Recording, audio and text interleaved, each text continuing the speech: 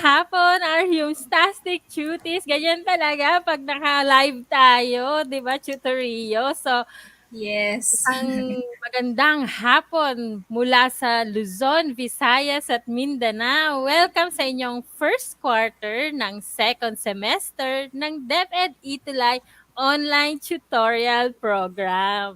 So, hello sa inyo. Ito ay handog sa inyo ng Department of Education sa pangunguna ng DepEd Technology Unit.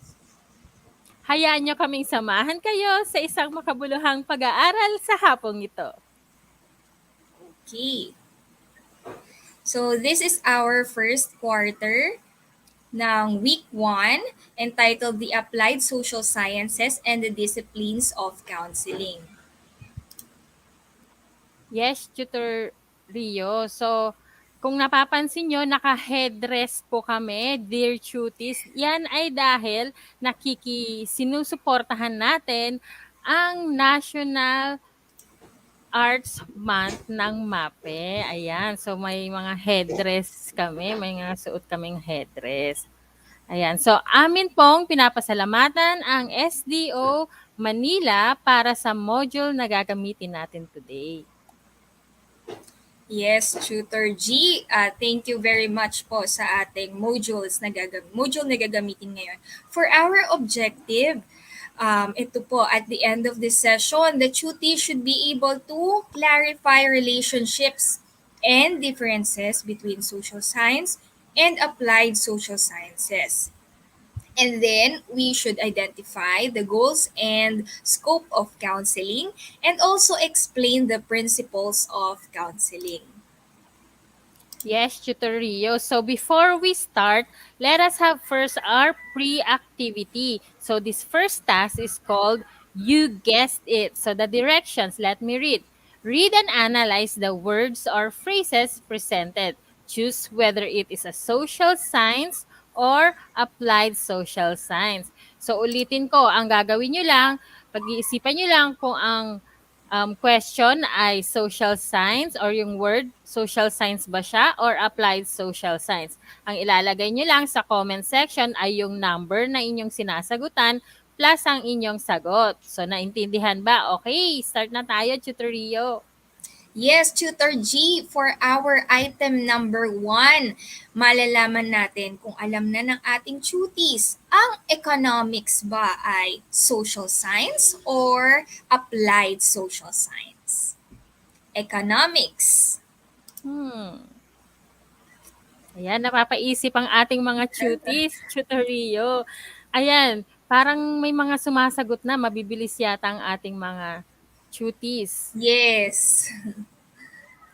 Okay, meron ng sagot si Althea L. Natividad at si Enrico Dalupan. Sila ang dalawa sa pinakauna. Pumapangatlo na si Joe Ward Mina at ang sabi nila, Tutor G ay social science. Tingnan po natin kung tama ang kanilang sagot. Wow, very good. Ayan. So, Okay, hello. unang number pa lang para sa second quarter natin, Tutor Rio, at tama na yung karamihan sa ating mga tuties. Tignan naman natin kung makukuha pa nila itong pangalawa.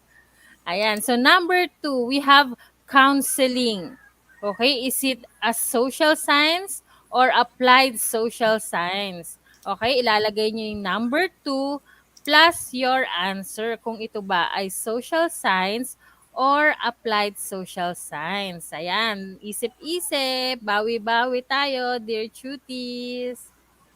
Ayan, may sumagot na, Tutor Rio. Pinakamabilis Oo. natin ay si Joward Mina. Ang kanyang sagot, Napaka-active. applied social science. Si Jaya Kanama naman, applied social science din. So pare-pareho, halos lahat applied, pero meron din ng mga sumasagot ng social science. Ano nga ba yung tamang sagot, Tutor Rio? Tingnan natin, cuties. Okay, so applied social science nga ang tamang sagot. Very good. Yes, congratulations dahil mukhang talaga nakinig sila doon sa dating subject na disciplines and ideas in the social sciences na tinutuloy na natin ngayon, Tutor G. Ano po? So, sa pagpapatuloy ng ating activity, number 3, political science. Is it social science or applied social science? Hmm. Okay, cuties? Ayan na, may mga sumasagot na ng mga tama at meron ding mga nakakasagot ng ibang mga sagot. Okay. So tingnan po natin ang tamang sagot. Ang unang nakasagot ay si Enrico Dalupan. Ang sabi niya, ang political science ay applied social science. Sinusundan naman ni Althea L. Natividad na social sciences naman ang sagot. Tignan po natin. Shooter G, ang tamang sagot ay social science. Ang gagaling ng ating mga cuties. Congratulations, Okay. Althea, Gia. Okay, for number 4, we have social work. Is it a social science or an applied social science? So number 3 po tayo. Number 3, susulat nyo lang kung applied or applied or social science. Applied social science. Ayan. Okay, ang dami na agad sumagot. Okay, for number 4. So, ang sagot ni Enrico Dalupan ay, mabilis si Enrico Dalupan, Tutor Rio. Ang sagot niya ulit ay applied social science. Si Ariane Yes. Patrice Cumbe naman, applied social science din. Maraming mga sumagot ng applied social science, Tutor Rio, katulad ni Lorraine, Jaya. Ano kaya ang tamang sagot? Alamin Yes. natin. Okay, very good, Very Judy. So, ang good. tamang sagot ay applied social science. Okay, for our next item, kaya lang parang ang economics ay nasagot na natin kanina. So nag-stop na tayo sa item number 4, ano, Tutor G, at nagpapasalamat kami, talagang napaka-participative ng Yes. ating mga tuties for this afternoon. Yes, Okay. Tutor Rio. Okay, so now let's start with our lesson proper. So for lesson 1 is social science. Now let us discuss. So sabi dito, social science is the study of society and the manner in which the people behave and influence the world around us. So sinasabi natin dito na yung mga social sciences, branches ng social sciences ay malawak at ito ay nag investigate ng tao, lipunan, at iba't ibang puwersa sa loob nila. So, pinag-aaralan dito kung paano na ang mga tao ay nakikipag-ugnayan or sociable tutorio, 'di ba?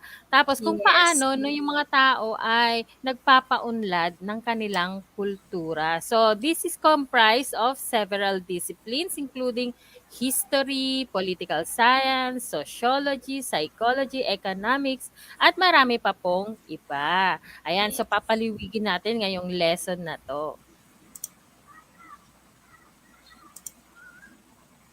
Okay. So since sinabi ni Tutor G, no, napakaraming branches of social science, umpisahan na natin sa una. At ang isang ito ay tinatawag nating economics. So sabi dito sa economics, ano, economics refers to the study of the allocation of scarce resources and the production and exchange of goods and services within society. So nakikita dito sa economics kung paano ginagastos at paano pinagkakasya ang budget ng lipunan para sa iba't ibang pangangailangan ng mga tao. So saan nyo bibilihin yung inyong maliit na halimbawa maliit na budget para mapagkasya ang pangangailangan sa araw-araw. So dito nakikita ito sa economics. May iba pang branches ng social science at ito ay Yes, Tutor Rio. So next we have anthropology. So anthropology is a scientific study of human beings and their cultures in the past and present. So Anthropology's systematic approach to human research, the importance of fieldwork and participant observation, and its focus on cross-cultural comparison make it special in the social sciences. Okay, so dito naman sa anthropology or anthropolohiya ang pag-aaral ng mga tao at ang kanilang mga kultura. So, sa nakaraan, past, and present. So, ang pag-aaral ng anthropology ay ang human research kung saan mahalaga ang pakikisalamuha sa society ng yung mga anthropologists na tinatawag natin. Kailangan nila ng field work. No, kailangan nilang makasalamuha yung mga taong gusto nilang pag-aralan. So ikaw bilang social scientist ay pupunta ka mismo doon at aaralin mo or i-observe mo firsthand ang mga kailangan mong tuklasin or pag-aralan. Ayan, Tutor Rio. Yes. Parang sa mga researchers, Tutor G, very well said po. So, mabilisan lang, no, Tutor G, nakakakita tayo dito ng mga napaka-participative na ating mga tuties at ang kanilang school. Yes. Nakikita ko, ang dami-dami mga taga San Mariano National High School. So, hello sa inyo. Bilang pagpapatuloy, isa sa branches ng social science ay yung geography. Sabi dito, geography is the study of the relationship between people and their environment. Paano nagkakaroon ng ang relationship ang tao at ang kanilang environment? Di ba?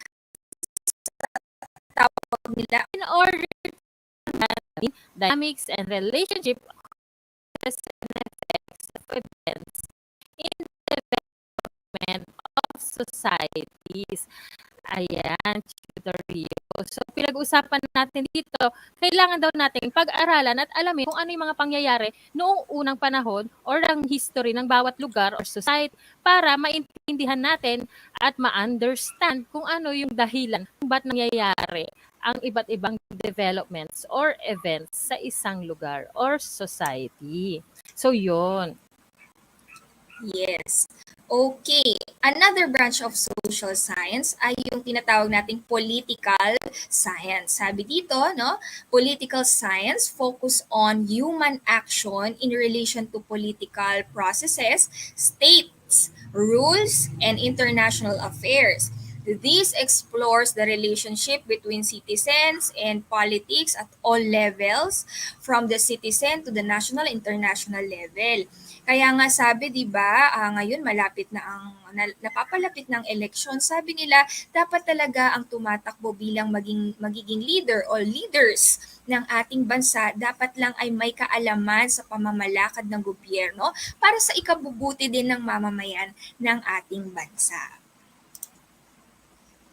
Yes, Tutor Rio. So, ituloy natin. So, next we have psychology. So, i-aano ko lang, Tutor Rio, nag-stop ang ating live broadcast sa Facebook. So, ituloy lang Ah, natin dahil meron tayong okay. YouTube meron tayong mga nanonood sa YouTube. Okay, so for psychology, this branch of social science is about researching how the human mind functions in consonance with the body to generate thoughts that contribute to individual action. So, inaaral dito sa psychology o psycholohiya kung paano gumagana ang isip ng tao in consonance daw or in connection with the body. So, what are the reasons we do things, di ba? Inaalam din dito kung paano tinitingnan ng mga individual at komunidad ang mundo at tinitingnan din yung ating feelings, thoughts, at yung consciousness natin. Yan, Tutor Rio. Yes po. At next naman na branch ng ating social science ay yung tinatawag nating sociology. Sabi nga, sociology attempts to understand why and how people interact with each other and how the function as a society or social subgroup. So dito tinutukoy kung paano kumikilos ang grupo ng mga tao base sa kanilang pare-parehong karanasan. Okay? Next naman. Yes, Tutor Rio. So, ang next natin ay demography. So, what is demography? So, demography explores trends in population growth through the study of birth, human activity and morbidity, aging and mortality statistics. So, ang tinatawag nating demografiya. So ito ay isang statistical study ng mga populasyon ng tao sa paglipas ng panahon. So pinag-aaralan dito, tutoriyo, yung pag-unlad ng populasyon sa pamamagitan ng pag-aaral ng birth or kapanganakan, aktibidad ng tao, sabi diyan human activities, tapos yung morbidity, pagkakasakit, aging, at yung pag-iipon ng mga, ito yung pag-iipon ng mga statistics na ito. So yung mga dami ng namamatay ay binibilang dito sa demography. Kasama yan. Okay, so ayan, napasadahan natin ang iba't ibang branches Yes. of social science. So nakita nyo kanina kung ano-ano yung mga yon. Ngayon naman, ano naman ang tinatawag nating applied social science? Bakit applied social science? Tingnan nga po natin, Tutor G. Okay, sabi dito, it refers to the study of society we live in and the relationships people have within society. Tingnan natin ano-ano ang iba't ibang applied social science.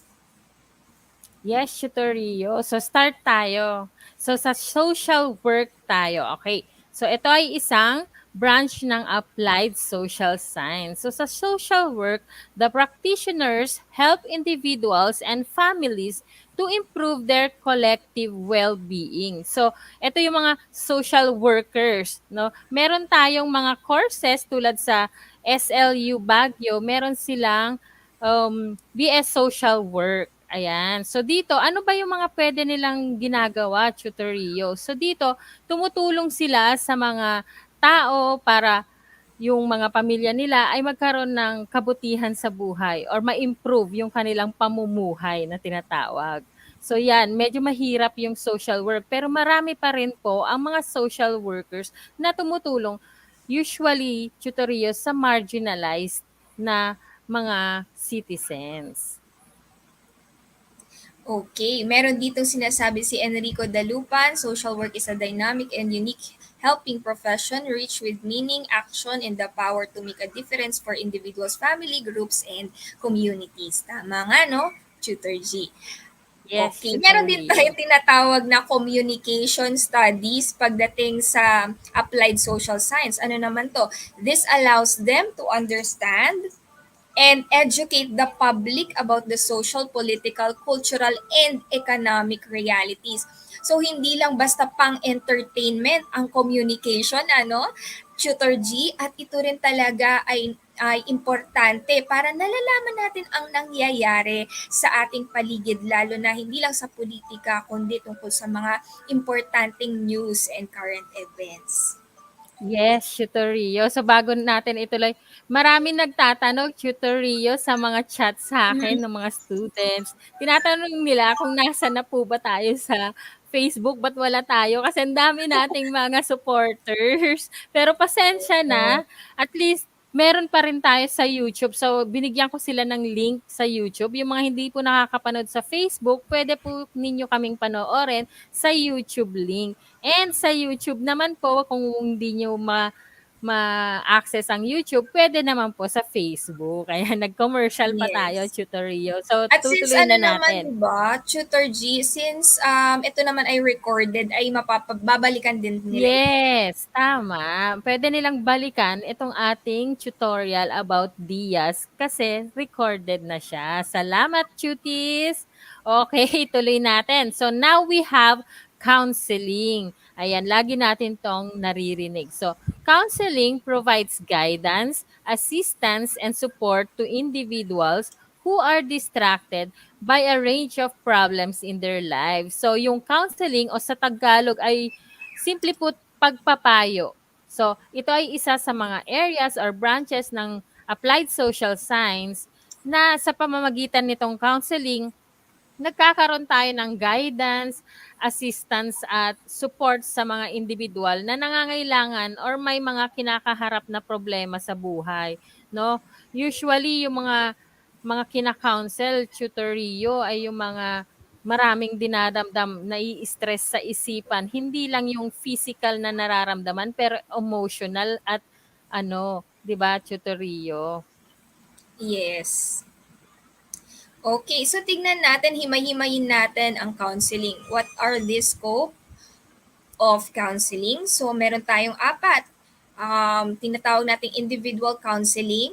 Ito yung sabi din ni, again, no, ni Enrico Dalupan, collaborative effort between counselor and client. Very good.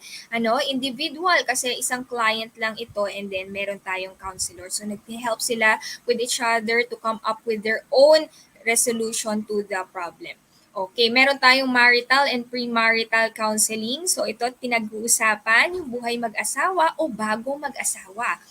At yung family counseling naman kung meron na itong nabunga na meron ng mga anak no na involved sa pag-aayos ng kanilang pamilya. Meron din ay ang career counseling na inihahanda ang mga individual para sa kanilang nalalapit na career o ano ang gusto nilang tahakin sa buhay.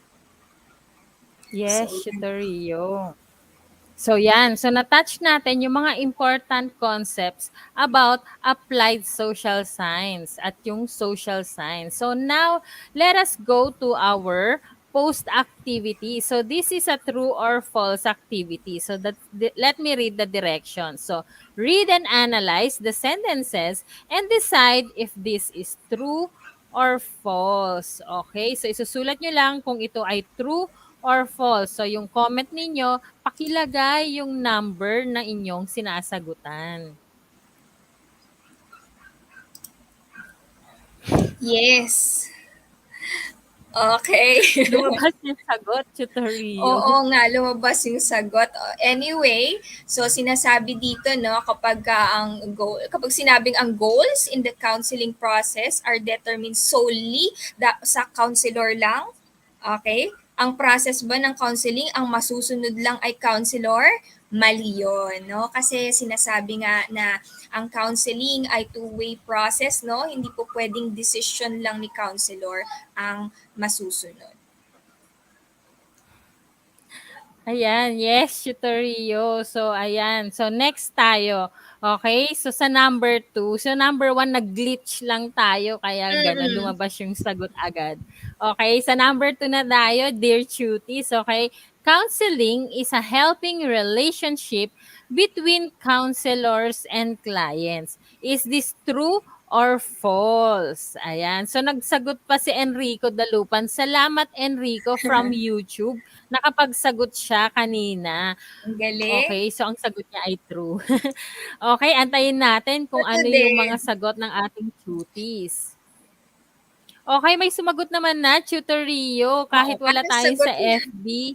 Yes, si Anong sagot Enrico niya sa Dalupan, true? congratulations sa iyong pagsagot. Ang kanyang sagot ay true.